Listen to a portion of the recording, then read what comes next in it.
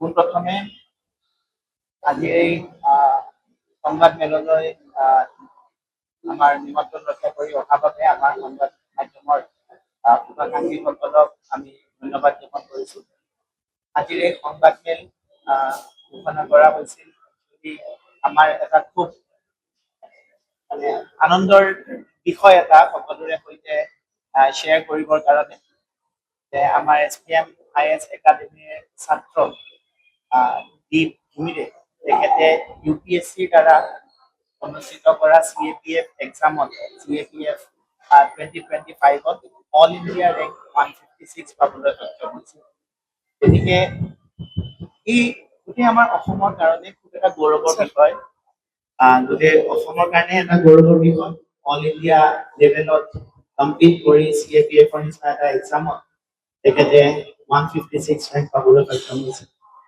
আজিৰ এই সংবাদ মেল আমি এই কাৰণেই আয়োজন কৰিছো যাতে তেখেতৰ এই সফলতাই আমাৰ অসমৰ যুৱ প্ৰজন্মক অনুপ্ৰাণিত কৰিব পাৰে যে UPSCৰ আণ্ডাৰত এনেকুৱা যিবিলাক এক্সাম হয় সেই এক্সাম বিলাকৰ কাৰণে কেনেকৈ প্ৰিপেয়াৰ কৰিব লাগে, কি পঢ়িব লাগে আৰু নেশ্যনেল লেভেলত হোৱা এই পৰীক্ষাবিলাকতো যে অসমৰ ছাত্ৰ ছাত্ৰীসকলে সুফল দেখুৱাব পাৰে তাৰ এটা উদাহৰণ হৈছে দীপ।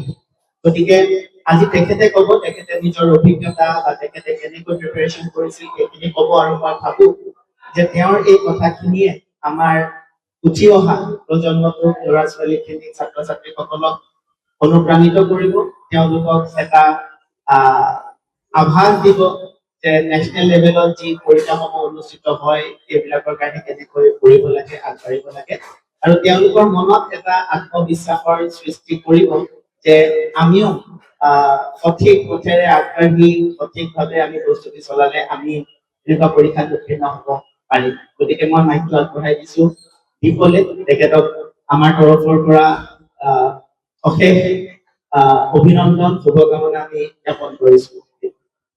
ধন্যবাদ স্যাৰ। তবে প্ৰথমে মাইকটো নালাগে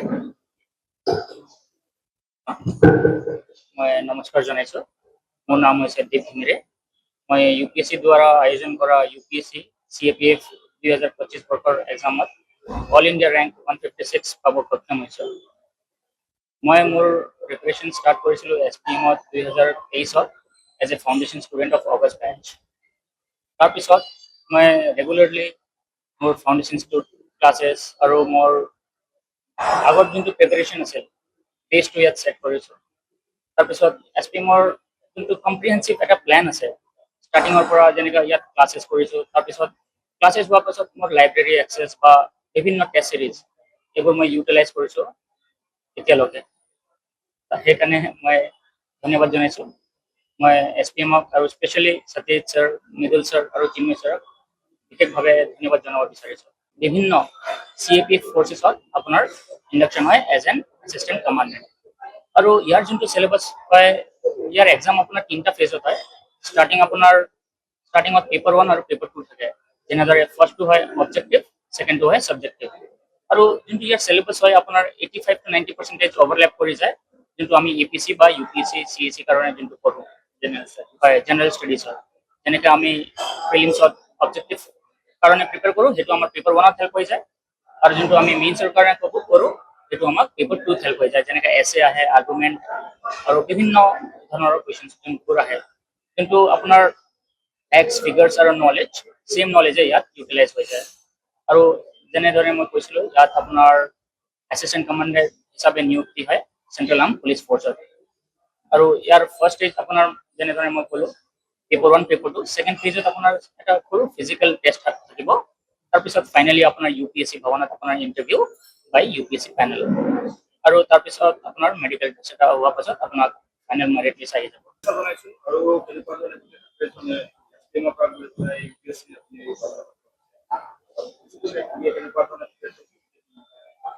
ধন্যবাদ ছাৰ। যেনেকৈ মই কৈছিলোঁ মই 2023 বৰ্ষত ফাউণ্ডেশ্যন বেচ ষ্টুডেণ্ট হয়, আৰু ইনিচিয়েলি মই ফাউণ্ডেশ্যন ক্লাছেছবোৰ কৰিছিলোঁ, নিজৰ যোনটো বেছ আছিল সেইবোৰ ছেট কৰিছিলোঁ। তাৰপিছত SPMত আপোনাৰ বিভিন্ন ক্ৰেছ কোৰ্চ বা টেষ্ট চিৰিজ হয়, সেইবোৰ মই ভালকৈ ইউটিলাইজ কৰিছিলোঁ। আৰু এছ পি মই আপোনাৰ লাইব্ৰেৰী ফেচিলিটিও যোনটো দিছিলে মই সেইটো ইউটিলাইজ কৰিলোঁ। আৰু তাৰপিছত যোনবোৰ আপোনাৰ চিলেবাছ থাকে U P C C A P এফৰ আৰু আপোনাৰ এ পি চি বা U P C C A চিৰ এৰাউণ্ড 85 to 90% অভাৰলেপ হৈ যায়। আপোনাৰ ছেম কণ্টেণ্ট ছেম মেটেৰিয়েলছ সেইবোৰ ইউজ হৈ যায় এইটো এক্সামত, সেইবাবে মোক বহুত সহায় কৰিলে।